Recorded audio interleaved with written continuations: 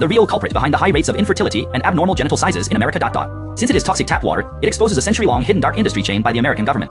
Large amounts of painkillers and contraceptives are being misused by people, entering the environment through urine and feces. Sea crabs enter toilets and shower drains, and after simple processing they flow back into the tap water. 85% of the male base and ornamental fish raised in tap water are the main fish species in American rivers.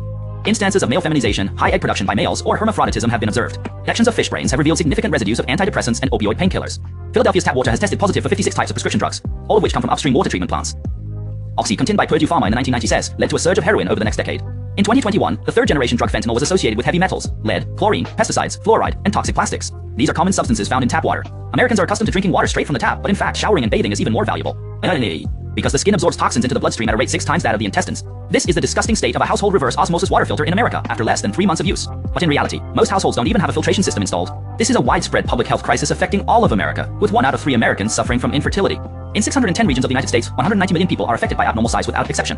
Severe pollution of the Ohio River has resulted in cancer afflicting 100,000 people along its banks, according to tests conducted by a third-party organization. Over 26,000 types of chemical components are severely exceeding safety standards, and a large number of chemicals are poisoning the American people. Every time you drink water, take a shower, wash your hands, or rinse your mouth, you are excessively consuming highly toxic substances. The sins of tap water can be traced back to the early 19th century. The materials chosen for the first pipelines laid for tap water in America indeed contained toxic lead.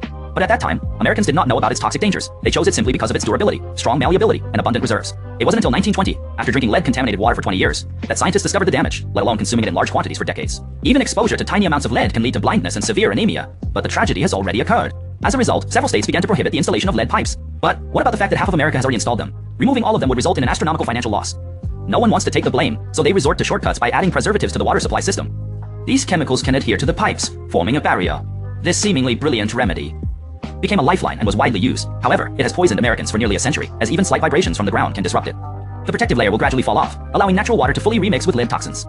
Until today, the lead concentration in Chicago's tap water has reached 455,000 ppb, while the Environmental Protection Agency stipulates that anything over 15 ppb is dangerously undrinkable. Toxic levels exceed safety standards by 30,000 times, but even when residents staged protests, the mayor of Portland, Michigan, still switched the city's water supply from the Detroit River to the severely polluted Flint River to save money.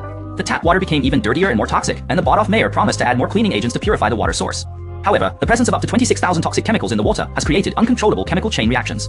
The water quality has become even murkier and more acidic, accelerating the corrosion of the protective layer of the pipes. As a result, these aging water pipes began to leak large amounts of hydrogen toxins, affecting the tap water of residents throughout Michigan. It is directly brown, filthy, and reeking of high concentrations of lead-laden water. Until today, there are 12.8 million service pipes, still not replaced, continuing to poison 22 million Americans. Many children suffer from language and developmental delays due to lead poisoning. Bone and muscle atrophy, coordination disorder, and nerve damage.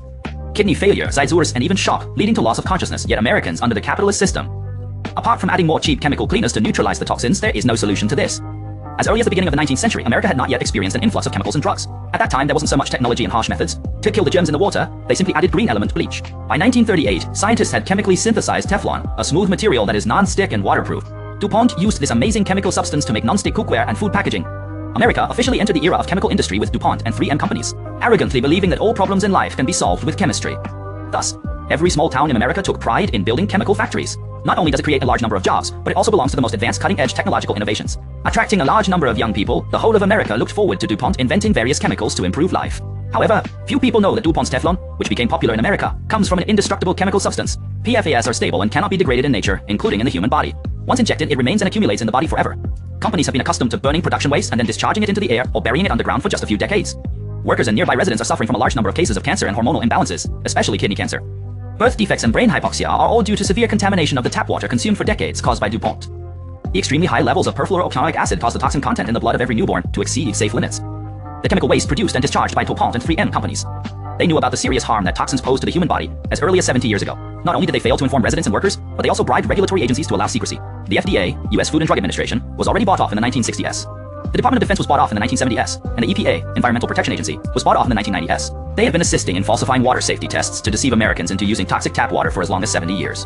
The standards for drinking water in the United States have not been updated for 30 years since 1990. Tap water is recycled from toilet waste and urine, excreted into the sewage system, processed at the water treatment facility, and then flows out of the tap. However, the filtration facilities at water treatment plants are appallingly inadequate, and most municipalities are reluctant to invest funds in researching filtration technology. Because each chemical component requires targeted neutralization and filtration, yet drugs and pharmaceuticals are rampant among Americans. It has become completely uncontrollable, with over 270 million antibiotics, contraceptive pills, anesthetics, and hormones flowing back into the water treatment facility through the sewer system. The filtration system is powerless against them. Many people believe that buying bottled purified water or mineral water allows them to rest easy.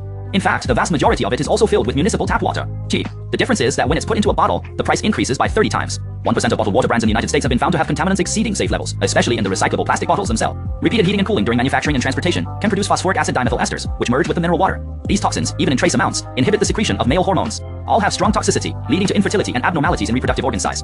Although mineral water now uses BPS chemical substances instead of BPA, the toxicity is completely the same. Why is the tap water issue so serious and the US government indifferent? After all, it is such an urgent matter concerning people's livelihoods.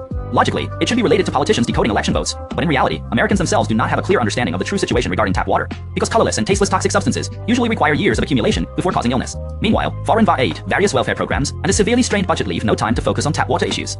Moreover, in the United States, water companies are all private enterprises based in different regions. They are almost unable to bear the high costs of filtration, even though the chemical industry is becoming increasingly complex. But the filtration systems have remained unchanged for decades. The company's original intention is to make a profit by supplying tap water. Treating it as a simple business while improving the public's survival and health issues is the responsibility of the government and healthcare systems. To cope with inspections by the Environmental Protection Agency, they usually choose water sources with lower toxicity for testing. A single water quality report can appease regulatory agencies, including those in Chicago. 33 major cities, including Philadelphia and Boston, all are suspected of colluding with the Environmental Protection Agency to falsify tap water testing, helping water companies save on filtration costs. Although water is the source of life, it makes up more than 60% of the human body. However, the US government is aware of the importance of water quality for health, but lacks the capacity to address it, while tap water companies are even less concerned.